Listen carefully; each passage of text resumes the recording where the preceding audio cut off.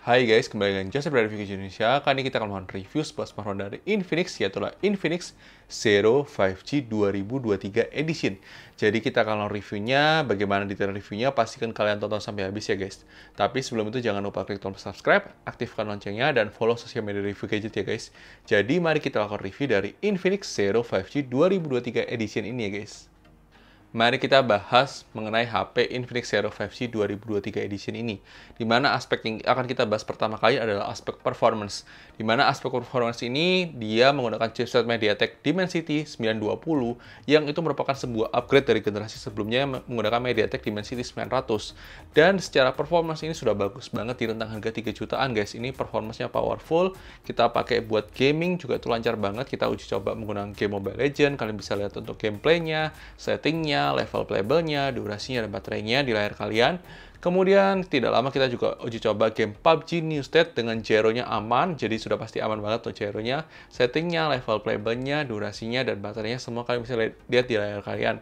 Kemudian kalian juga bisa lihat untuk game COD Mobile, ini game FPS yang menarik banget, lancar banget, tidak ada komplain. Ini settingnya, level playable-nya, durasinya, dan baterainya semuanya kalian bisa lihat di layar kalian. Kemudian kita juga terakhir game Genshin Impact juga lancar ya guys, termasuk lancar dan oke. Kita tidak ada komplain untuk performance di harga 3,5 jutaan resminya dari Infinix ini, dimana itu powerful banget ya guys. Selain itu kita juga uji coba menggunakan benchmark, dimana kita uji coba menggunakan Geekbench, kalian juga bisa lihat skornya. Kemudian kita uji coba juga menggunakan 3D Mark, kalian juga bisa lihat skornya di layar kalian. Dan terakhir kita uji coba juga menggunakan PC Mark. Secara benchmark overall ini adalah HP yang sangat menarik banget secara performance di harga 3,5 juta rupiah ya guys. Kemudian sektor berikutnya yang kita bahas adalah sisi kamera dari Infinix Zero 5G 2023 Edition ini, di mana sektor kamera ini mendapatkan sebuah peningkatan perbaikan dari generasi sebelumnya. Menurut kita ini sebuah hal yang bagus. Memang bukan yang terbaik di kelas harga 3 jutaan, tapi ini sebuah pertanda baik dari Infinix kan. Jadi Infinix sudah mendengarkan feedback di seri sebelumnya dan diperbaiki di seri ini, dan itu bagus banget ya buat Infinix. Dan kalian bisa lihat tuh sampel foto maupun videonya setelah ini ya guys. Oke guys, kali ini kita mau uji coba kamera depan dari Infinix Zero 5G 2023 Edition. Jadi kalau kalian lihat secara kualitas gambar ini termasuk cukup diterangin ya guys, jadi cukup diterangin dan menurut kita sih masih oke. Dan menurut kita kualitas dynamic range-nya juga termasuk bagus. Dan menurut kita ini adalah sebuah improvement dari generasi sebelumnya Infinix Zero yang 5G yang generasi pertama. Dan ini yang 2023 edition tuh bagus. Secara kualitas gambar, audio, kalau kalian lihat ini memang lagi hujan. Jadi secara separasi warna pun juga lebih bagus. Tapi memang masih kelihatan kalau memang dynamic range-nya masih belum terlalu optimal. Tapi kita apresiasi Infinix sudah memberikan kualitas kamera yang lebih bagus lah dari generasi sebelumnya. Tapi silakan terus komentar mengenai kualitas kamera depan dari Infinix Zero 5G 2023 Edition ini ya guys. Oke guys, kita lagi menguji coba fitur bokeh mode dari Infinix Zero 5G 2023 Edition. Jadi kalau kita gunakan buat fitur bokehnya, jadi dia bisa memberikan efek-efek bokeh seperti ini. Jadi memang nggak serapih itu, tapi masih kadang-kadang masih ada miss sedikit lah. Tapi menurut kita sih termasuk lumayan ya guys untuk sebuah HP 3 jutaan di Infinix. Tapi meskipun begitu resolusinya turun ke 720p ya guys, jadi ini masih wajar ya guys untuk kelas harganya. Tapi ya sekali lagi ya kalau kalian lihat, kalau kita pakai efek bokeh ini pasti langitnya akan hilang seperti ini, putih. Jadi ya ini sekedar informasi saja buat kalian, ini adalah fitur yang termasuk menarik untuk rentang harga 3 jutaan ya guys. Oke guys, kali ini kita menguji coba kamera belakang dari Infinix Zero 5G. Jadi kalau kita coba ini yang Zero 5G 2023 Edition, jadi bukan Zero 5G biasa. Kalau kita lihat ini secara dynamic range ini sudah bagus ya guys untuk kualitas gambarnya. Untuk dynamic range-nya juga bagus untuk kamera belakangnya. Dan kalau misalnya kita rekam ini memang pasti nggak terlalu stabil karena dia tidak punya OIS atau AIS.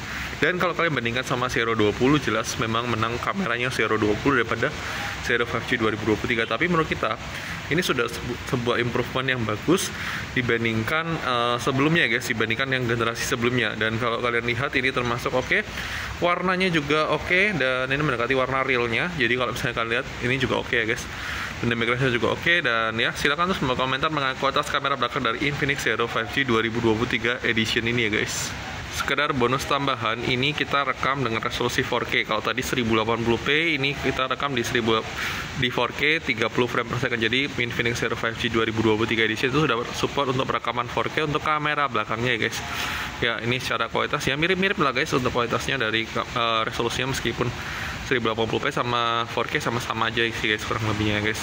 Saya akan terus juga komentar mengenai kualitas kamera belakang dari Infinix Zero 5G 2023 edition ini kalau kita rekam dengan resolusi 4K ini ya guys. Oke guys, kita akan coba fitur Ultra Steady on dan HDR off ya. Kalau misalnya HDR-nya off untuk dari Infinix Zero 5G 2023 edition, kita coba untuk jalan. Ini kita coba jalan, kita coba agak sedikit lari. Kurang lebih seperti ini untuk kualitas gambarnya. Silahkan tulis komentar mengenai kestabilan dari fitur Ultra Steady dari Infinix Zero 5G 2023 edition ini ya guys.